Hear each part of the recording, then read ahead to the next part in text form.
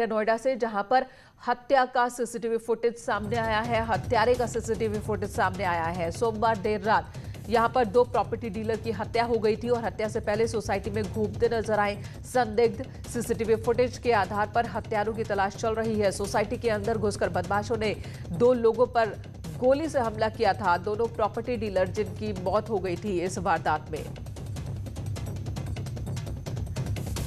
ये CCTV footage इस वक्त आप देख रहे हैं। अपने आप को घिरा हुआ पाया तो उन्होंने पुलिस पार्टी पर फायर किया। पुलिस पार्टी ने भी अपने आत्मरक्षार्थ उनके ऊपर फायर किया, जिससे एक बदमाश अबरार जो गैंगस्टर में पूर्व से ही वांछित था, जिस पर 25,000 रुपए का इनाम घोषित था, वो गिरफ्तार किया गया। उसके पैर में गोली लगी है, जिसे जिला अस्पताल भेजा गया है। एक बदमाश अंधेरे का लाभ उठाकर भागने में सफल हुआ है। इसके लिए कॉम्बिंग टीम तलाश कर रही है। अमित सिंह हमारे सहयोगी इस वक्त नोएडा से हमारे साथ जुड़ चुके हैं। अमित, सीसीटीवी फुटेज भी सामने आ चुकी है और दो लोग दिख रहे हैं मास्क पहने हुए और किसी की तलाश में ही नजर आ रहे हैं, और यही वो संदिग्ध हैं। इनके बारे में और क्या कुछ पुलिस हासिल कर पाई है? देखिए, मैंने कहा बता दूं, कल देर शाम का मामला था जब एक कार के अंदर 4 युवक बैठ के कुछ किसी बात कर रहे थे, किसी विषय पे, अपने बिजनेस को संबंध में। तो दबी दो बदमाश आते हैं और रेकी करते हैं पहले, और रेकी करने के बाद दोनों बदमाश ताबड़तोड़ फायरिंग शुरू कर देते हैं कार में। कार के आगे जो बैठे लोग थे उनमें 2 लोगों की मौत हो जाती है। वहीं जो 2 लोग पीछे बैठे थे वो गंभीर रूप से घायल हो जाते हैं, उनको अस्पताल में भर्ती करा दिया गया है। वहीं आपको बता दूं, पुलिस ने अब पूरे सीसीटीवी की जांच पड़ताल की तो कुछ सीसीटीवी ऐसे मिले हैं जिसमें 2 संदिग्ध कार के आसपास दिखाई दिए जब हत्या हुई थी। सोसाइटी के अंदर जब भी कोई दाखिल होता है उसे बताना होता है कि वो किससे मिलने जा रहा है, या तो उस सोसाइटी का वो रहने वाला होता है या किसी से मिलने जा रहा होता है, तो उसकी कंफर्मेशन के बाद ही अंदर जाने की इजाजत होती है। फिर ये 2 लोग सोसाइटी के अंदर कैसे प्रवेश कर जाते हैं? और यहां पर ये पैदल घूमते हुए नजर आ रहे हैं, जबकि खबर यह आ रही थी कि बाइक सवार बदमाशों ने गोलीबारी की थी। तो इस बारे में भी बताएं।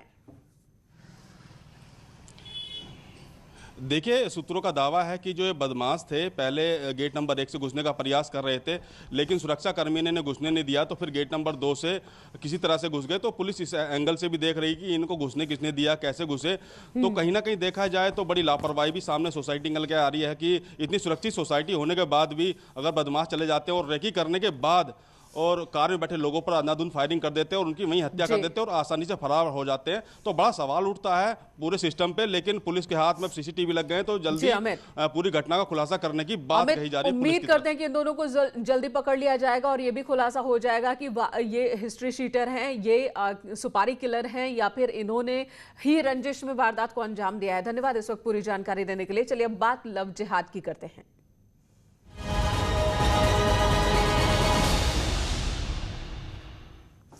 कानपुर में एक और मामला सामने आया है लव जिहाद का। लोगों ने आरोपी युवक को पुलिस के हवाले कर दिया है पहचान छिपाकर। ये युवक यहां पर एक घर में रह रहा था। मुस्लिम युवक है जो कि हिंदू नाम से यहां पर घर में रह रहा था, और मकान मालिक का आरोप है कि इसने उसकी बेटी के साथ दोस्ती की, फिर प्यार के जाल में फंसाया, शारीरिक शोषण भी किया और लगातार मकान मालकिन को इस बात का भरोसा देता रहा कि वो शादी करेगा उनकी बेटी के साथ। लेकिन जब ये मसला घर वालों को पता चला, घर वालों ने जब इसके बारे में छानबीन शुरू की, तो पता चला कि ये मुस्लिम है जो कि आर्यन नाम से उनके यहाँ रह रहा था, जबकि इसका असली नाम फतेह खान है। नौबस्ता थाना इलाके का ये मामला। श्याम तिवारी हमारे सहयोगी इस वक्त हमारे साथ मौजूद हैं। श्याम, क्या पुलिस ने अब मामला दर्ज कर लिया है?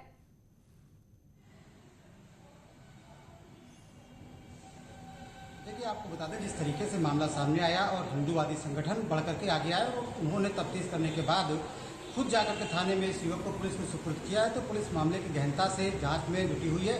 अगर मामले की बात की जाए तो फिलहाल अभी पुलिस ने मामला दर्ज नहीं किया है, लेकिन अभी थोड़ी देर पहले ही पीड़ित और उसका परिवार थाने गया था और पीड़िता के बयान पुलिस ने लिए हैं। इसके बाद उम्मीद ये की जा रही थोड़ी ही देर में मामला दर्ज कर लिया जाएगा, जिसमें कि रेप की धाराओं के साथ साथ पास्को एक्ट में भी मामला दर्ज किया जा सकता है, क्योंकि जो लड़की है वो नाबालिग बताई जा रही है, कक्षा 8 की छात्रा है।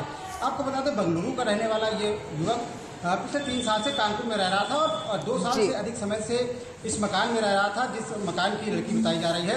आपको बता दें कि इसने अपना नाम बदल करके हिंदू नाम रखा और इसके बाद परिवार को पूरे भरोसे में लिया, बताया कि उसके माँ बाप मर चुके हैं और वो जी श्याम, तो अब मामला पुलिस के पास पहुंच चुका है। पुलिस ने मामला अभी तक दर्ज किया नहीं है, लेकिन बहुत जल्द इसके खिलाफ कानूनी कार्रवाई शुरू हो जाएगी। देखना होगा कि आखिर ये 3 साल से यहाँ अलग नाम से आखिर रह कैसे रहा था, कहां काम कर रहा था। पुलिस इस मामले की हर एंगल से जांच पड़ताल में जुट गई है। श्याम, धन्यवाद इस वक्त पूरी जानकारी देने के लिए। अगली खबर लखनऊ से, जहां पर एयरपोर्ट पर सोना पकड़ा गया। अमौसी एयरपोर्ट पर पकड़ा गया है सोना। करीब 12,23,000 रुपए का सोना जब्त किया गया। कस्टम विभाग ने एक तस्कर को गिरफ्तार किया है।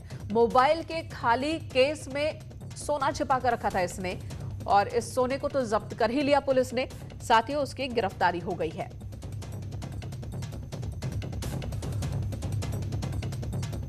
तो चालाकी देखिए जरा, मोबाइल फोन के खाली केस में सोना छिपाकर इसने रखा था ताकि किसी को शक ना हो, लेकिन कस्टम को शक होता है और कस्टम इसे पकड़ लेती है। अमौसी एयरपोर्ट पर कस्टम डिपार्टमेंट को यह कामयाबी हाथ लगी है, जहां पर एक तस्कर की गिरफ्तारी हुई है और 12,23,000 रुपए इस सोने की कीमत बताई जा रही है।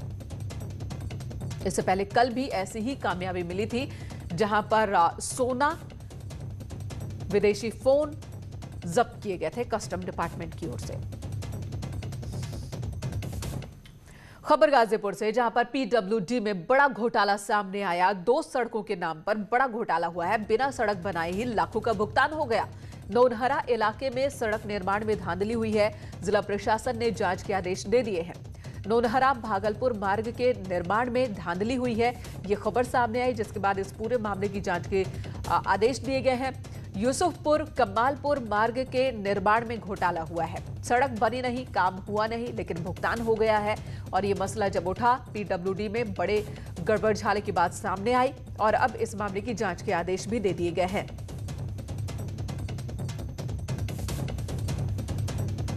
बताया ये जा रहा कि 2 सड़क ऐसी हैं जिनके बनने के बिना निर्माण के ही भुगतान हो गया है। मनीष मिश्रा हमारे सहयोगी इस वक्त हमारे साथ हैं। मनीष, क्या है पूरी जानकारी आपके पास? मेनका बताते हैं, ये मामला पीडब्ल्यूडी निर्माण खंड 3 का है और गाजीपुर के नौनहरा क्षेत्र में यूसुफपुर कमालपुर रोड और नौनहरा भागलपुर रोड जिसे बनना था और 2016-17 के दौरान इन दोनों सड़कों के निर्माण के लिए टेंडर भी हुआ था। लेकिन आज कई वर्ष गुजर जाने के बाद ये सड़कें नहीं बनी हैं और गुप्त तरीके से टेंडर होने के बाद सारी निर्माण राशि निकाली गई है, खर्च कर दी गई है, जबकि सड़क बनी ही नहीं है। इस बात भनक जब ग्रामीणों को लगी कि करोड़ों रुपए की ये सड़कें बनी नहीं, लेकिन विभागीय अफसरों, अभियंताओं और ठेकेदार की मिलीभगत के चलते एक बड़ा घोटाला किया गया है, तो ग्रामीणों ने जिला प्रशासन को शिकायत की है और जांच की कार्रवाई की मांग की है। फिलहाल जिला प्रशासन इस मामले को लेकर जांच कार्रवाई कर रहा है। मनीष, धन्यवाद पूरी जानकारी देने के लिए। तो सड़क बनी नहीं, काम हुआ नहीं, भुगतान हो गया और अब कार्रवाई हो रही है। इधर उन्नाव के पूर्व विधायक कुलदीप सेंगर दुष्कर्म मामले में सीबीआई ने 2 पूर्व एसपी, 1 डीएम और 1 एएसपी को दोषी माना है। चारों अधिकारियों को काम में लापरवाही बरतने का दोषी माना गया और इन चारों के खिलाफ विभागीय कार्रवाई को लेकर सिफारिश सीबीआई की ओर से की गई है। सीबीआई ने यूपी सरकार को एक रिपोर्ट सौंपी है, जिन 4 अधिकारियों पर कार्रवाई की सिफारिश की गई है उनमें तत्कालीन जिलाधिकारी अदिति सिंह, तत्कालीन एसपी रही नेहा पांडे, पुष्पांजलि सिंह और एएसपी अष्टभुजा सिंह शामिल हैं। अदिति सिंह फिलहाल हापुड़ की डीएम है, पुष्पांजलि एसपी रेलवे गोरखपुर हैं, जबकि नेहा पांडे केंद्रीय प्रतिनियुक्ति पर आईबी में है और अष्टभुजा सिंह पीएससी फतेहपुर में कमांडेंट है। आपको बता दें, पूर्व विधायक कुलदीप सिंह सेंगर दुष्कर्म मामले में उम्र कैद की सजा काट रहे हैं और पीड़िता के पिता की हत्या के मामले में 10 साल की सजा भी इन्हें सुनाई गई है।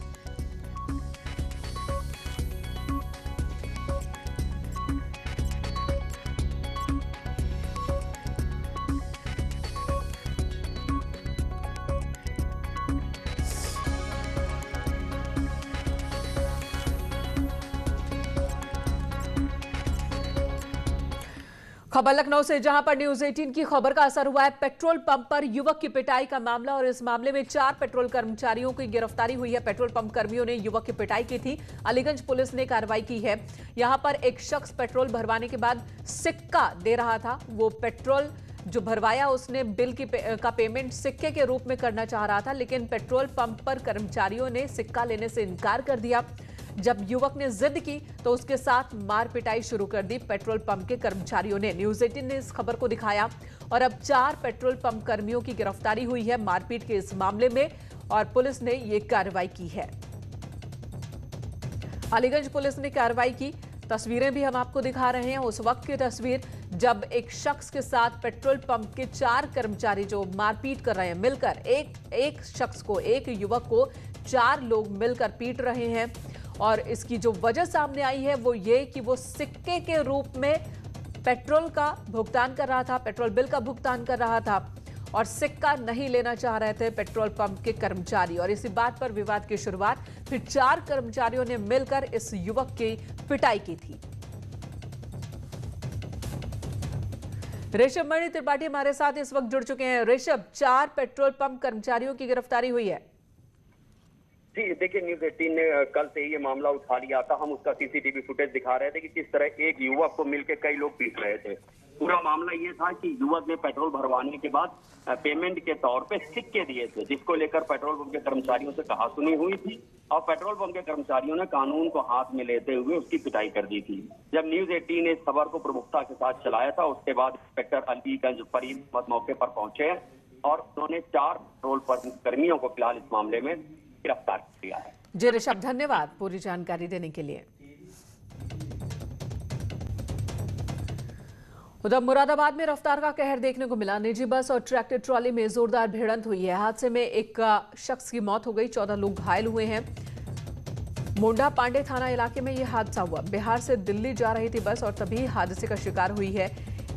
एक की मौत हुई है, 14 लोग जख्मी हुए हैं इस सड़क हादसे में।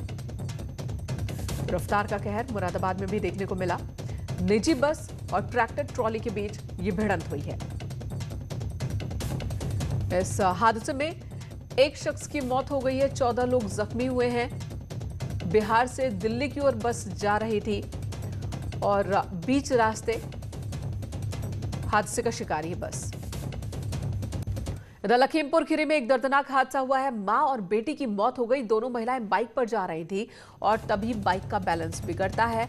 मां अपनी बेटी के साथ बाइक से नीचे गिर जाती है और पीछे से आ रहे ट्रक की चपेट में दोनों आ जाते हैं।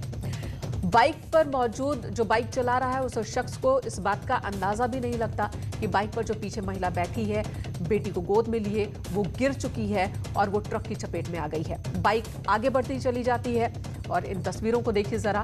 5 लोग इस बाइक पर सवार, जिसमें 2 बड़े हैं और 3 बच्चे हैं। एक महिला बच्ची के साथ जमीन पर आ जाती है और ट्रक जब तक रुकता तब तक वो ट्रक की चपेट में आ चुकी होती है। ट्रक उसके ऊपर से गुजर जाता है। दहला देने वाला ये वीडियो है। और बाइक पर 5 लोग बैठे हुए थे। बैलेंस बिगड़ने के बाद एक महिला बच्ची के साथ नीचे गिर गई। इधर कानपुर में भी रफ्तार का कहर देखने को मिला, जहां पर रोडवेज बस ने एक बाइक को टक्कर मार दी और इस हादसे में 2 लोगों की मौके पर ही मौत हो गई। एक युवक की हालत गंभीर है, जिसे हायर सेंटर रेफर किया गया, और जो इस वक्त मौके की तस्वीर, उसे देखकर यही अंदाजा लगाया जा सकता है कि 3 लोग बाइक पर सवार थे, 2 युवक और एक महिला, और टक्कर के साथ ही 2 लोगों की मौत हो गई है, जिसमें एक युवक है और एक महिला है, जबकि एक युवक की हालत गंभीर बताई जा रही है।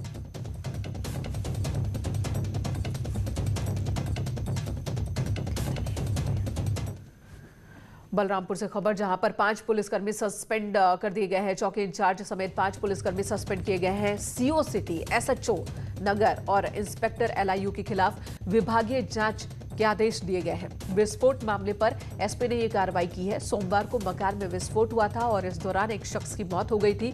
लापरवाही बरतने और लोकल इंटेलिजेंस के फेलियर होने पर यह कार्रवाई इन अधिकारियों के खिलाफ की गई है कि आखिर एक भीड़ वाले इलाके में इतने बड़ी मात्रा में विस्फोटक कैसे रखा हुआ था, इस बात की जानकारी उन्हें क्यों नहीं थी, और अगर थी तो उन्होंने कार्रवाई क्यों नहीं की थी। और इसी मसले को लेकर के इन 5 अधिकारियों के खिलाफ कार्रवाई हुई है।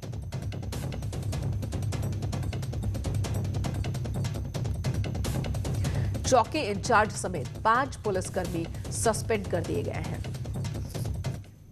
इधर फिल्म अभिनेत्री कंगना रनौत के मुंबई स्थित दफ्तर पर बीएमसी ने नोटिस चिपकाया है। बीएमसी का आरोप है कि कंगना का ऑफिस उल्लंघन कर नियमों को तोड़कर बनाया गया है, अवैध तरीके से बनाया गया है, जिसके बाद कंगना के ऑफिस को सील कर दिया गया और इसके बाद कंगना ने ट्वीट कर बीएमसी को अपने दफ्तर को तोड़ने की आशंका भी जताई है। तो कंगना ने यह आशंका जताई है कि बीएमसी उनके दफ्तर को तोड़ भी सकती है। इससे पहले नोटिस चिपकाया गया है और नोटिस में यह जिक्र इस बात का कि नियमों की अनदेखी कर अवैध तरीके से निर्माण किया गया है।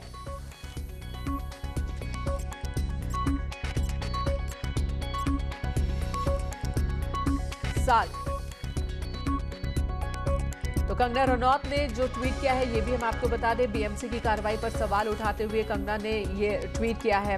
उन्होंने लिखा कि मुंबई में मणिकर्णिका फिल्म्स का ऑफिस है जिसे 15 साल मेहनत करके कमाया है उन्होंने। मेरी जिंदगी में एक ही सपना था, मैं जब भी फिल्म निर्माता बनूं मेरा अपना खुद का ऑफिस हो, मगर लगता है कि ये सपना टूटने का वक्त आ गया है। अचानक बीएमसी के कुछ लोग पहुंचे हैं। तो ये ट्वीट कंगना रनौत ने किया है और साथ ही आशंका जाहिर की है कि उनके दफ्तर को तोड़ा जा सकता है। बीएमसी उनके दफ्तर पर कार्रवाई कर सकती है।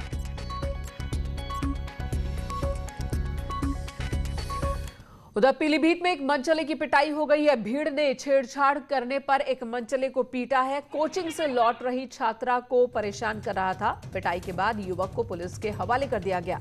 बरखेड़ा थाना इलाके के आमखिरिया गांव का ये मामला है, जहां पर एक लड़की जब कोचिंग से लौट रही थी तो इस शख्स ने उसके साथ छेड़खानी की, इस लड़के ने, जिसके बाद स्थानीय लोगों ने इसे पकड़ लिया, इसके साथ मारपीट की और फिर इसे पुलिस के हवाले कर दिया।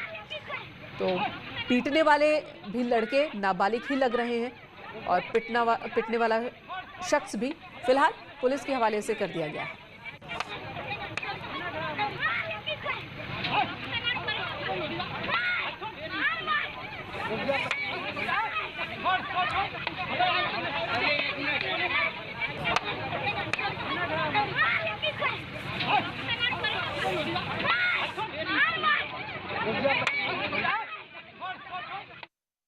पर थप्पड़ों की बरसात हो रही है, चप्पल से उसे पीटा जा रहा है।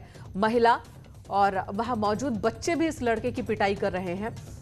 आरोप इस लड़के पर है कि ये एक लड़की के साथ छेड़खानी कर रहा था। कोचिंग से जब वो लड़की लौट रही थी तो उसके साथ बदतमीजी की, इसने बदसलूकी की, छेड़खानी की, जिसके बाद स्थानीय लोगों का गुस्सा सामने आया। इस लड़के की सबने पिटाई की और उसके बाद इसे पुलिस के हवाले कर दिया गया।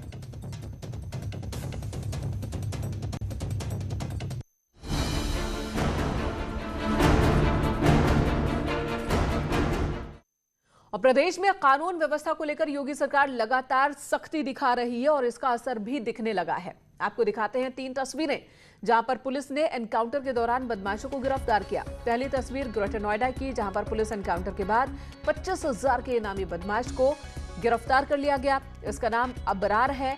गैंगस्टर एक्ट के तहत भी इसकी तलाशी चल रही थी। दूसरी तस्वीर मथुरा की, जहां पर मुठभेड़ के बाद 25,000 के इनामी बदमाश बनवारी को गिरफ्तार किया गया। 8 साल की बच्ची का रेप और उसकी हत्या के मामले में ये फरार चल रहा था। आरोपी बनवारी के पास से एक पिस्टल भी बरामद की गई है। तीसरी तस्वीर हरदोई की, जहां पर मुठभेड़ के बाद 25,000 के इनामी बदमाश को दबोच लिया गया। आरोपी राजस्थान में छिपा हुआ था और इन दिनों अपने घर पर आया था। पुलिस को मुखबिर से सूचना मिली थी, जिसके बाद यहां पर पुलिस ने एक्शन लिया और इसकी गिरफ्तारी हुई।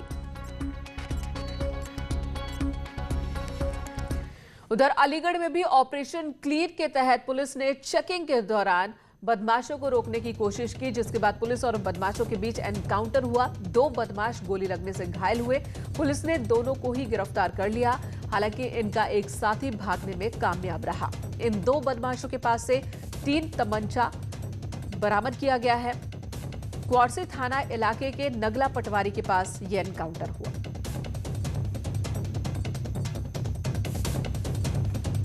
सुल्तानपुर में भी यूपी पुलिस और बदमाशों के बीच एनकाउंटर और इस दौरान 2 शातिर बदमाश गिरफ्तार किए गए। मुठभेड़ में एक बदमाश को गोली लगी है। दोस्तपुर थाने पुलिस को यह कामयाबी मिली है।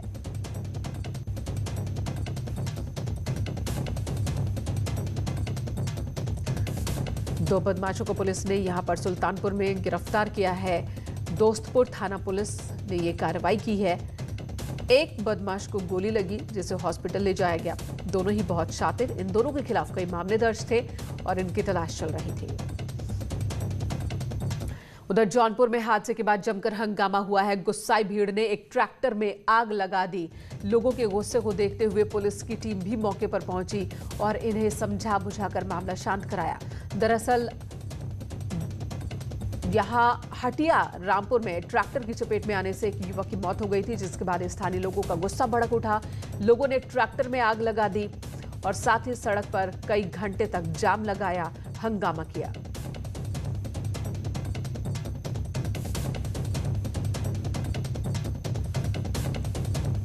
तो युवक की मौत के बाद ग्रामीणों का हंगामा, जिसके बाद उन्होंने जिस ट्रैक्टर से एक्सीडेंट हुआ था उस ट्रैक्टर में आग लगा दी। साथ ही सड़क पर खूब देर तक बवाल काटते रहे, जिसके बाद पुलिस की टीम मौके पर पहुंची और लोगों को समझाया गया। रेलीगेयर हेल्थ इंश्योरेंस अब केयर हेल्थ इंश्योरेंस बन गया है और इसके लिए कंपनी ने रेलीगेयर को केयर हेल्थ इंश्योरेंस में खुद ही रीब्रांड किया है।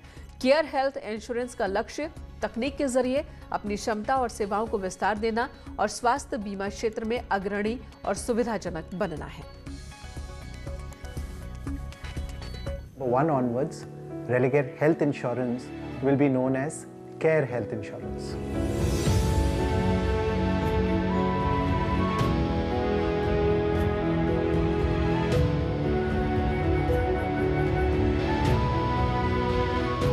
We believe the word care embodies truly what we stand for as a business. Over the years, through the investments that we've been making, not only we offer comprehensive value for money health insurance plans for our customers, but as you know, we've gone much beyond that. Today we offer products that offer outpatient services, we cover for preventive health checkups, we cover for diagnostic services, we offer a set of wellness services and much more in the time to come. So as we believe the word care would truly represent what we stand for as an industry and what our offering represents for the customer. इसी खबर के साथ इस bulletin में इतना ही। Break के बाद भी न्यूज़ 18 पर खबरों का सिलसिला जारी है।